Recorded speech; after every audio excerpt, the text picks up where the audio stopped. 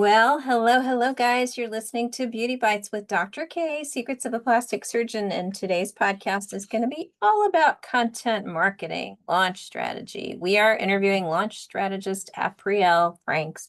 She is a transformative business coach and strategist.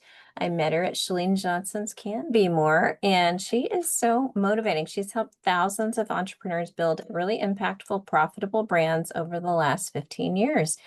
And she has a background in managing eight-figure real estate portfolios. She has so much excellence in what she does for her global coaching and practice. She's a two-time film producer, four-time author, viral content creator, and she's also launching a course this coming April for those of us who want to learn more about being an entrepreneur and content creation.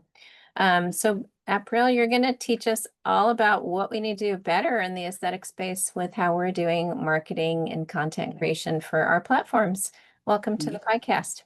Thank you so much for having me. Yeah, so tell me a little bit about what's the modern approach to content creation? Because I feel like sometimes Instagram's getting a little bit stale and, maybe TikTok's not hitting it for the right audiences for my clientele. What do you think? Well, I think there are people with money on every platform. And I think I think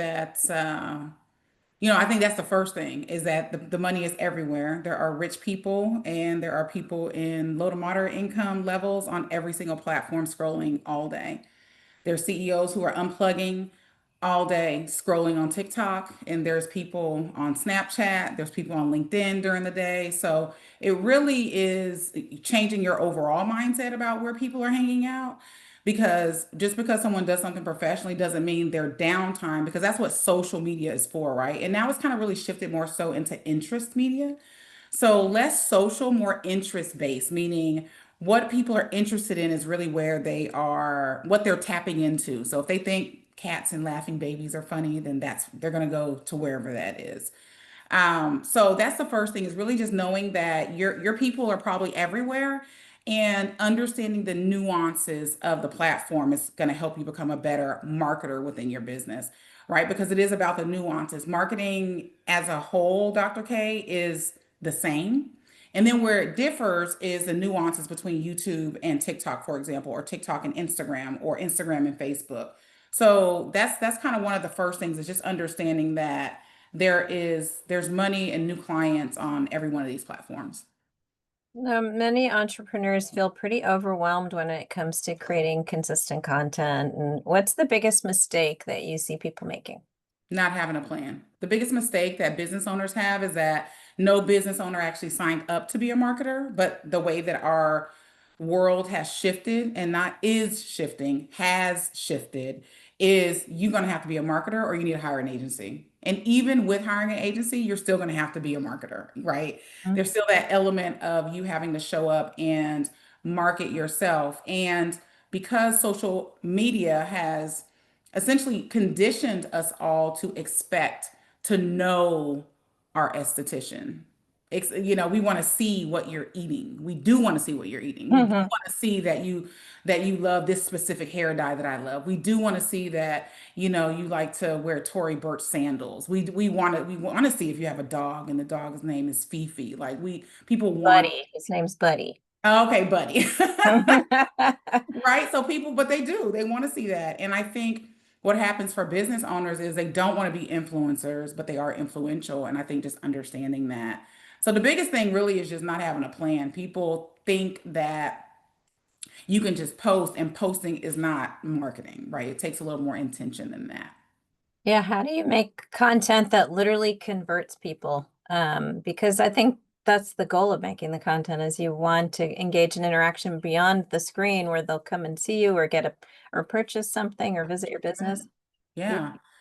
The biggest thing is content. You have to think of it in these three ways, and this is going to help whoever's listening right now. So, when you think about your content, I want you to think about it in the concept of uh, three different styles, right? So, there's content that attracts. So, that should be for people that don't know you, never seen you before, right?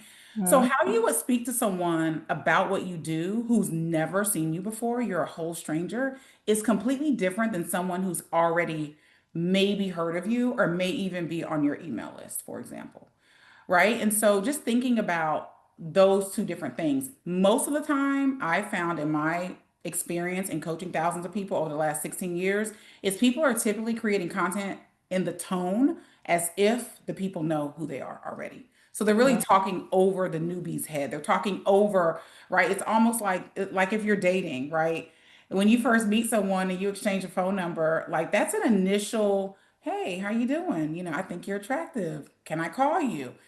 Very different than, hey, let's get married, right? Like we got to work our way up. What we're saying to someone brand new is going to differ. And I think learning the difference between the messages that attract both of those people to take action is where I think there's a big gap that we can close. Yeah, you have to entertain, but you also have to educate, and then you have to engage with people and make yourself approachable. I think that's hard for some people. What if you're not someone who likes to be on video, or you feel exhausted by the idea of like every single day I have to make content?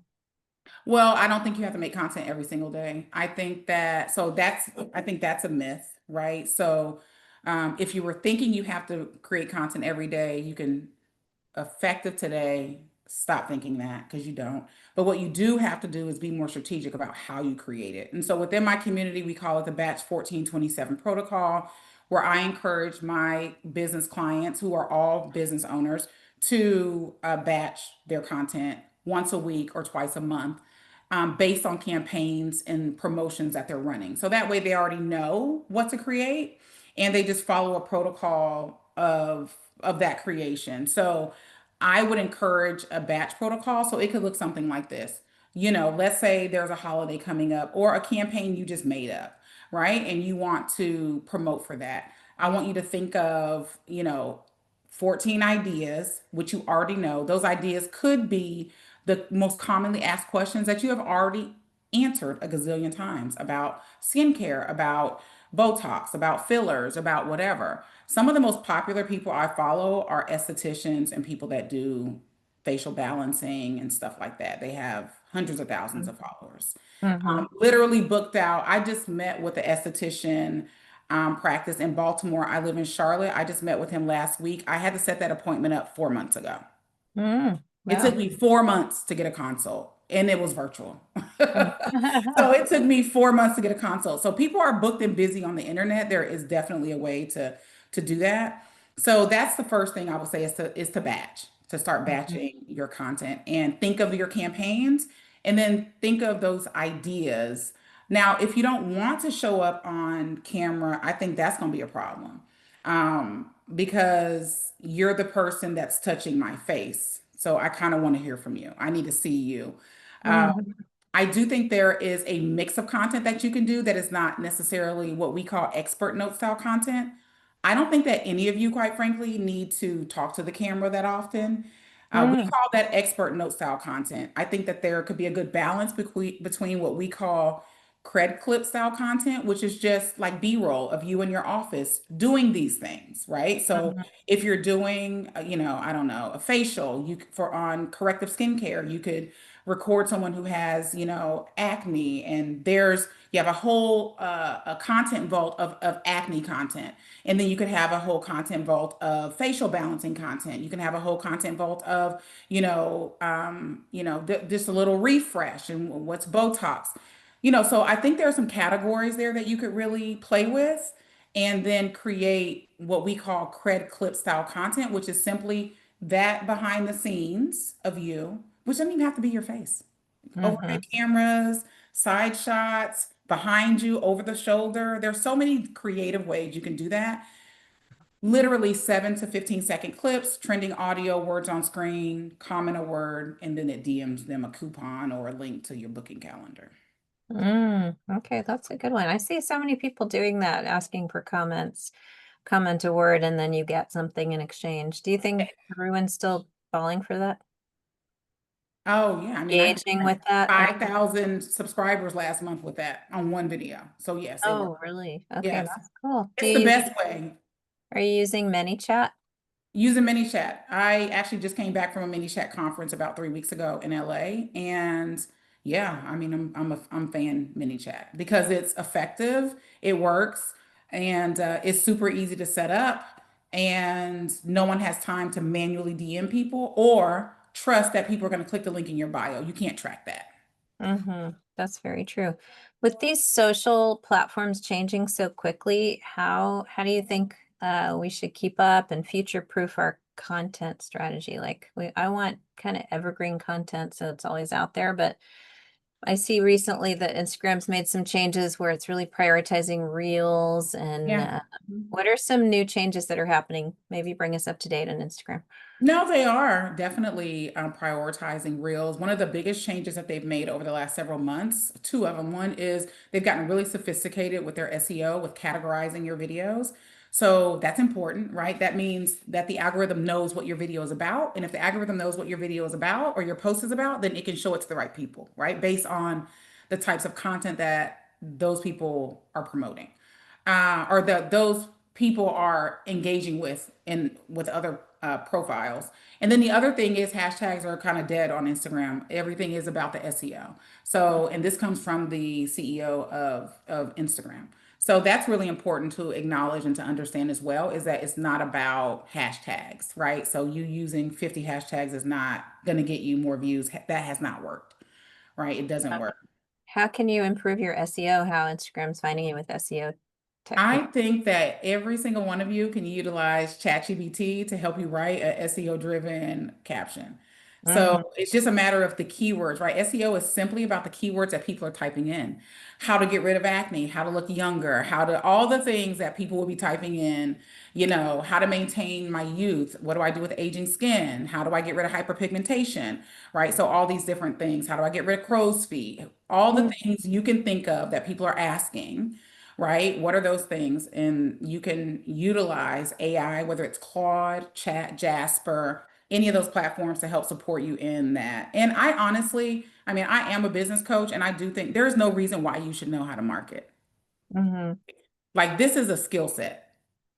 And there's just no reason why. It's like me just knowing how to, I can't even pop a pimple correctly. You know what I'm saying? So it's not like, why would No. I know that? Right? I didn't study that. I don't do that every day. So just like there's no reason I would know how to do what you do, there's really no reason why you just should intrinsically know. And there's so many changes and things moving so quickly. So Um, Interesting. So other than Reels taking priority and SEO becoming very optimized, do you think the algorithms is seeing AI too much and getting like down regulating or downgrading you for using too much AI in your social or not yet? I don't think yet, actually. I think they're still figuring all of that out. I do think we were just talking about this in my school. I own the School of Content Marketing. And the question I asked them this morning was, do you think that AI is going too far? Right? And what are your thoughts? How are you utilizing it? Hmm. Are you utilizing it to brainstorm, to help you come up with new ideas? Are you depending on it? Is it, hampering your critical thinking skills? Like, what does that look like for you? So I think that it's still so new, and I do think it's moving faster. And I also think that they're using AI to speed it up, right? I think once this thing was created, now it's growing. It's like a web. So, Yeah. I mean, mhm. I worry because my marketing team will chat GPT a caption. And then to me, I can just tell right away, like that sounds like a Hallmark card. Doesn't sound like a real person wrote it, you know? Well, I think that's a part of. So that doesn't have to happen. That's a part of. Yeah, like they could do better prompting, but Yeah. even so, it falls slightly flatter than what I think human would write, in my I opinion. think I think no company should be using a direct output from AI. Yeah. So I think that, I mean, those are just my thoughts. You do want the human element, and at the end of the day, this is your brand, and you have a voice, and I think it's very important. Now, a tip that I can give you, and this could support your marketing department or anyone else that's watching, is when I do my videos, we use the transcription to write the captions. So Hmm. then it's pulling directly from what I'm saying, and my back end of my AI is trained super well for my voice and my tone. So What, that's well, a I was gonna say, what are your favorite AI tools that you're using right now? oh, there's and I have a whole list of them written on this board.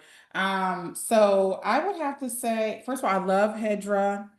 for making videos. I like Kling for turning pictures into videos. For ideas and brainstorming, I think that ChatGPT is great for writing. I think Claude is probably a little bit better for writing. And I've been creating like little movie clips using VEO3. Mm-hmm. Um, so, there's a lot out there. There's so many tools. I probably have like 7 or 8 of them written down. Free Pick, I was just playing in that yesterday. Blotato, I haven't really gotten into that, but I've been signed up for it for months. So there's just so many new things. I just signed up for Sora yesterday and created my first 3 videos on that platform. What'd you think of Sora? I don't know that I like this Mm-hmm. um fake world of things. I much rather be on a platform where I know there's real humans and that a human created something that was AI. I don't know that I like only watching AI. Mm-hmm. I'm not really You can interested. you can take your virtual digital avatar and give it a voice now, and like Mhm. you and I don't even have to show up. We can have our avatars talk to each other. But that what Yeah, kind I of don't, world I is don't, I that, you don't, know? I don't enjoy that. And I think that's why in person, I love the aspect of your work because even if you're utilizing these tools, you cannot be replaced because they still have to come to you. You still have to touch their face, right? And Mm, so, I love that aspect that can't go, that's not going to go away. right. What's new on TikTok these days? Everything. What do you see as some big TikTok trends finishing out Uh, this year and also for 2026? Well, honestly, TikTok is really great for e-com.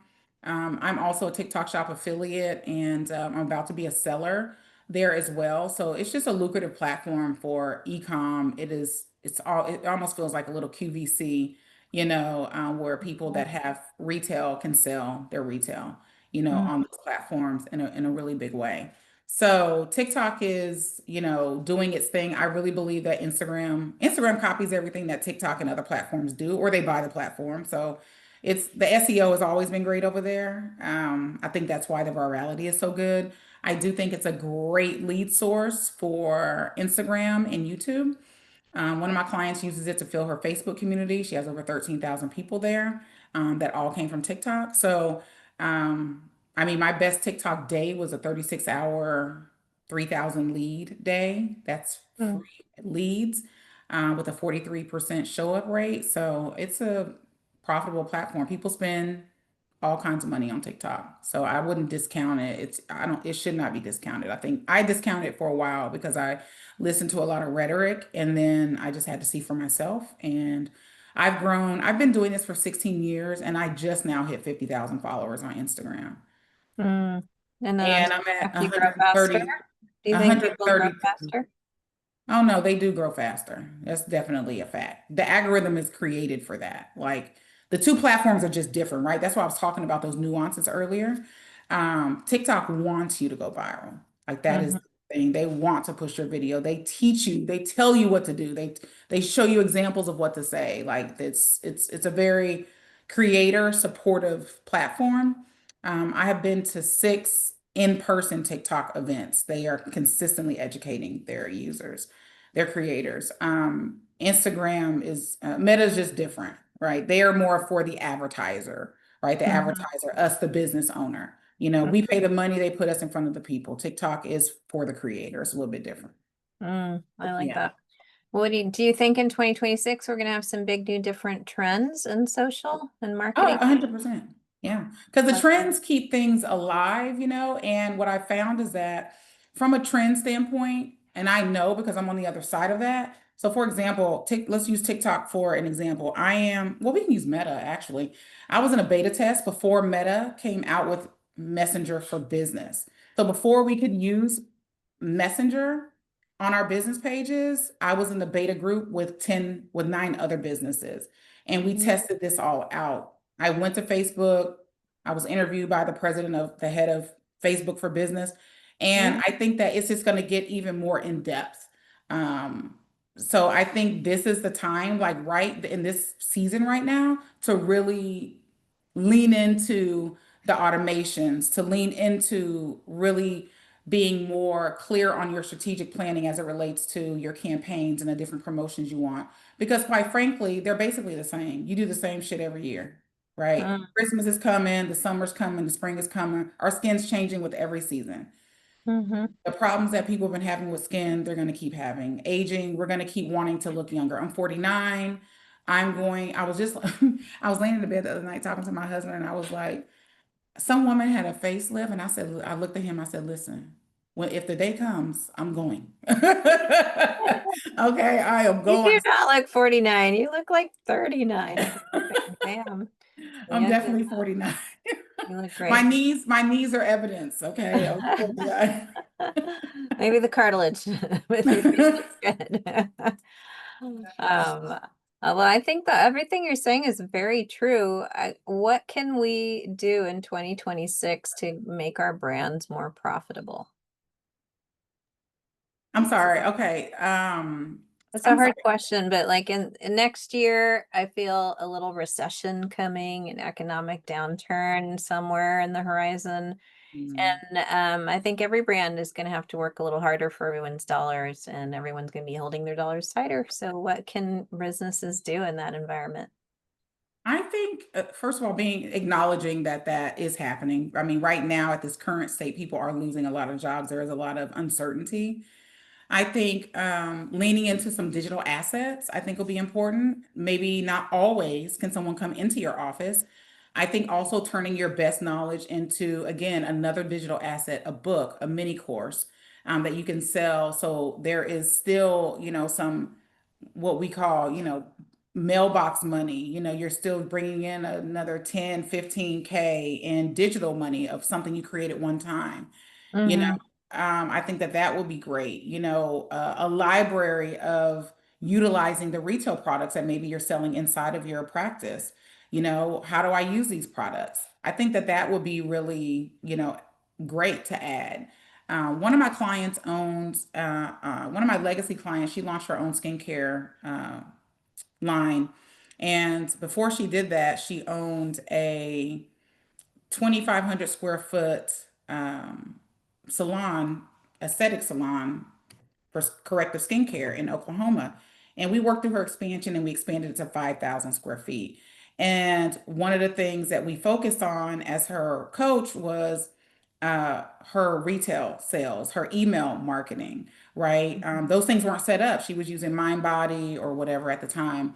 And so we really focused on email marketing and repeat customers and nurturing the people that you were already there, right? Also, because I think a lot of times business owners spend a lot of time going after new money, but there's so much repeat business. You can increase the AOV, the average order value of your client, and the LTV, the long-term value of that client as well. You can increase that by being more strategic and consistent with rebookings, with referral loyalty programs, with retail, with potential digital products and resources that they can be utilizing, because our face is something we're looking at I am obsessed with skincare.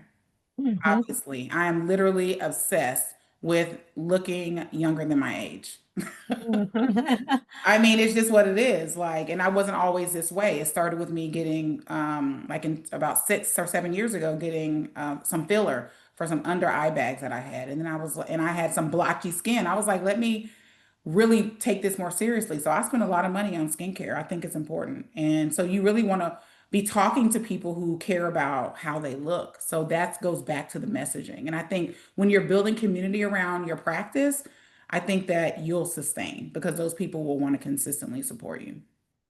Yeah. Do you recommend that we niche down into, very specific categories, or be more broad and encompassing, inviting everyone in versus just I like inviting niche. people?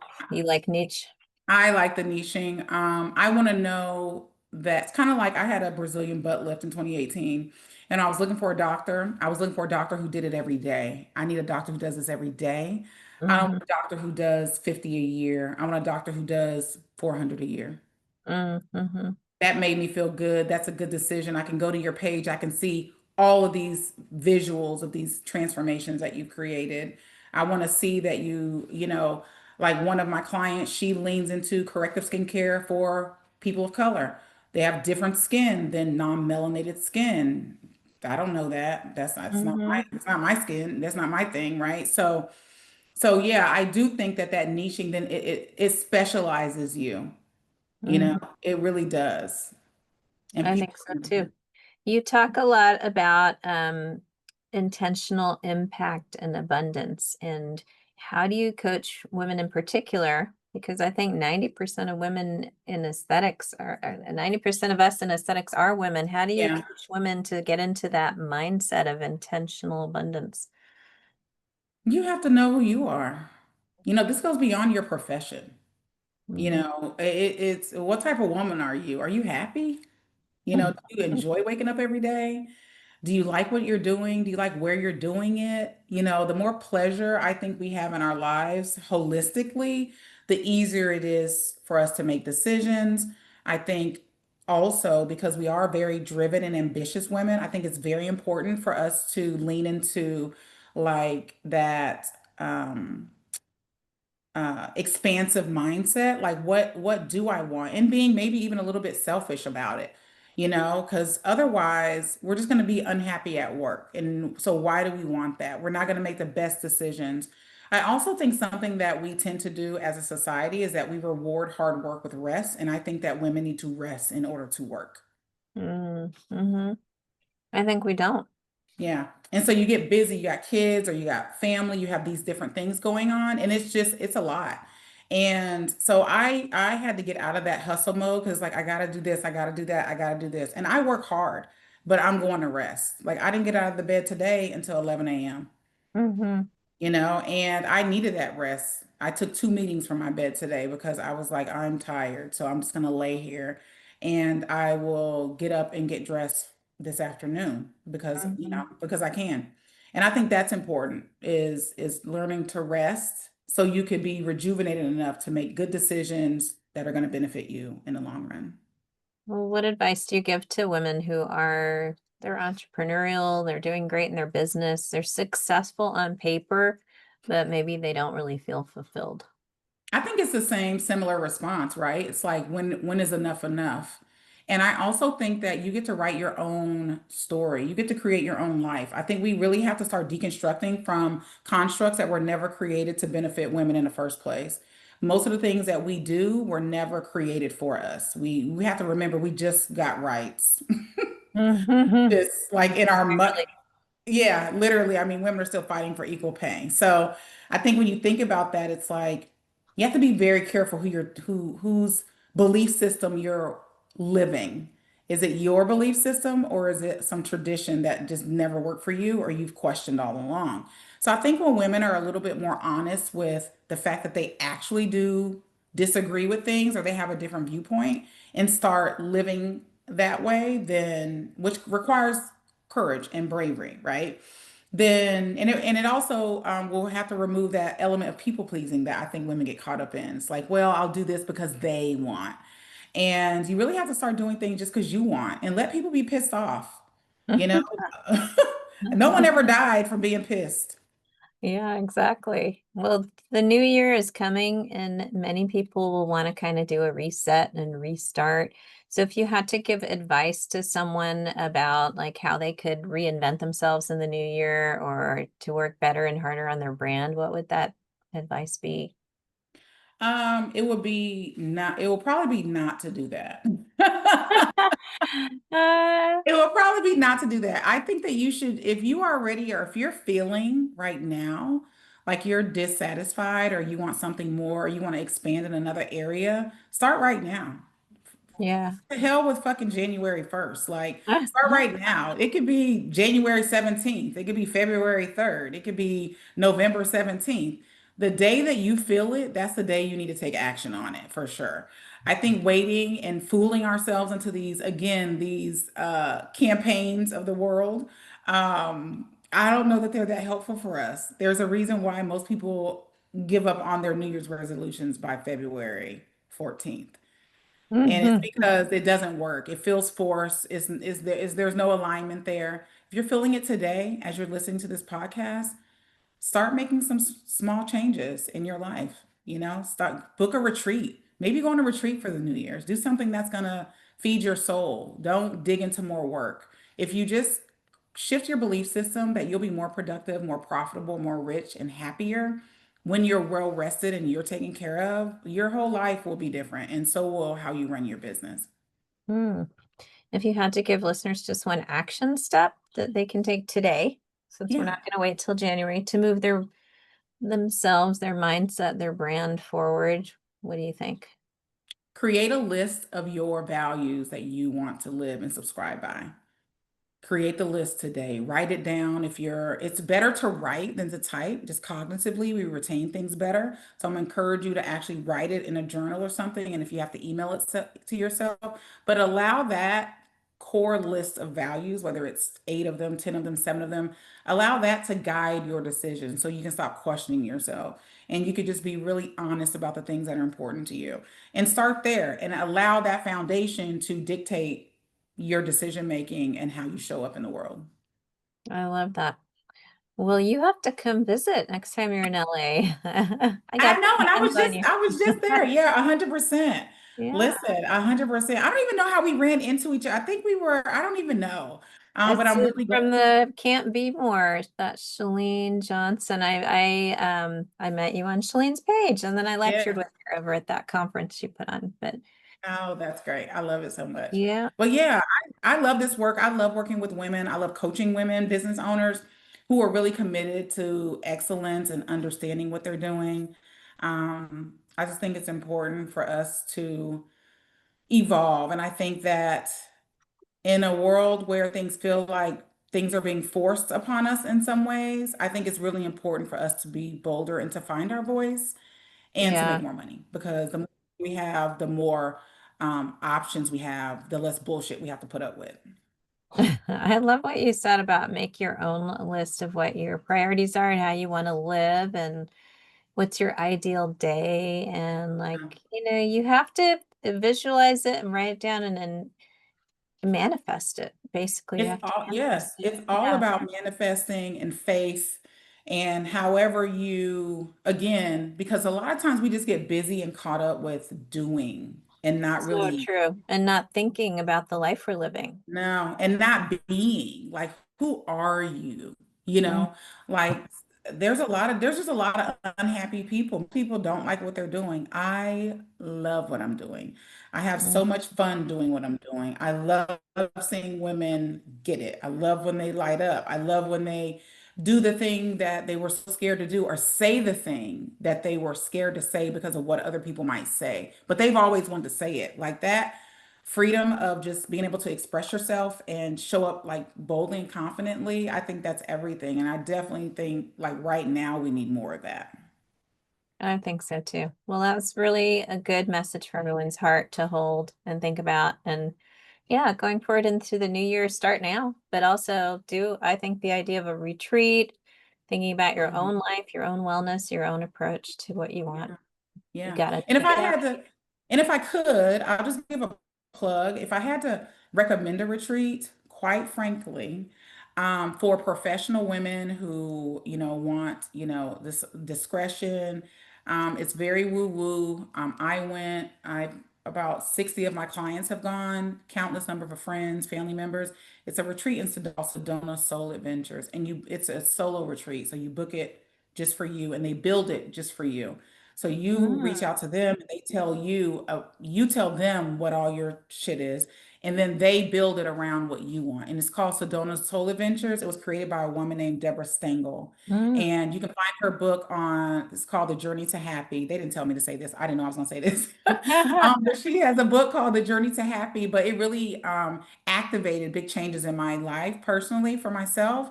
And it's just helped so many other people. So if you are looking for a retreat, tell them I sent you. They would love to, yeah, they would love to chat with you. Amazing. And if you want to go to a really good marketing conference, you're putting one on. Tell us about that one. I Give yourself a am. plug. I am. So, Marketing School Live is for business owners who want to turn follows, likes, clicks, and shares into profitability. It's going to be fun. Okay. It's going to be a good time, but you're also going to learn and you're going to be in action mode there. It's going to be in Atlanta, April 3rd and 4th. The link is not up yet, so make sure you're following me on Instagram. So when we drop that in the next few weeks, you'll be able to see it. But yeah, you can find me on Instagram at Epic Aprille, EPIC APRILLE, and I'm sure it'll also be in the show notes. It'll be in the show notes. Well, there you have it, girls. And guys, this is really great advice for marketing from a marketing expert, branding expert. But more importantly, I think what you said about like finding you're happy. Yeah. You can't do well in your business till you do. Till You you can't do well until you do. Because what sense does it make to have money and then you're not even happy with the money you got? So true. Well, it's such a pleasure chatting with you. Thanks so much Same. for coming on the podcast. And don't forget to find me, guys, and my Instagram. It's Beauty by Dr. K. That's DRKAY, doing amazing things with people's faces. And our website is beautybydrk.com. That's where you can find our new skin longevity line, which has NAD boosters, mitochondrial treatments that improve skin glow, and pigment products too. I'm going to send you some, Miss Aprille. I think you will love them. That's it for now, guys. Stay beautiful.